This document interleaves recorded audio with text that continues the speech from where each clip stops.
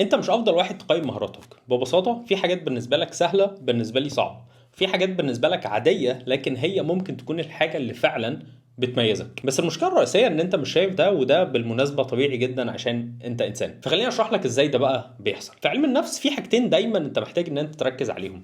واحد، وهي لعنة المعرفة. بمجرد ما انت بتبقى شاطر في حاجة بتنسى الناس التانية، وبتتعامل مع المهارة اللي عندك دي ان هي مهارة بديهية، وان كل الكوكب كله قادر ان هو يعملها بافضل طريقة ممكنة. سواء بقى بتكتب سكريبت، بتأدت فيديو، بتبني بزنس، ايا كان انت بتعرف تعمل ايه وهي مهارة عندك ومهارة قوية جدا.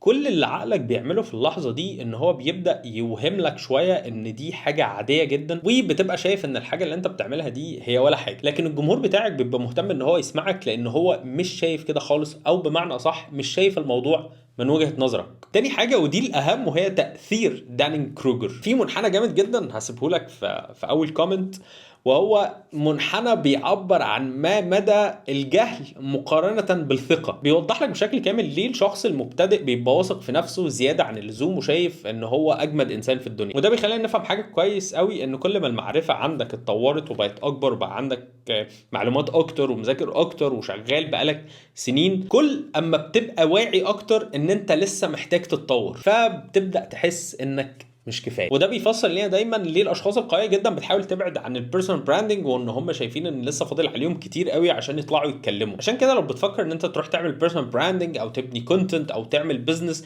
ايا كان هتعمل ايه، في حاجه انت لازم تفكر فيها مهمه جدا قبل ما تفكر بقى في البراندنج، قبل ما تفكر في الكونتنت، قبل ما تفكر في اي حاجه. وهي انت محتاج تفكر في نفسك اصلا. محتاج تفكر اكتر اللي انت هتعمله ده هتعمله ليه، وهيعود عليك باي نفع، وما مدى الضرر بتاعه، وما مدى ضرر ان انت ما تتكلمش او تاخد خطوات اكتر في البراندنج بتاعك انت، او في براند شركتك، او في ان انت تبني اسيت ايا كان اللي انت عايز تعمله.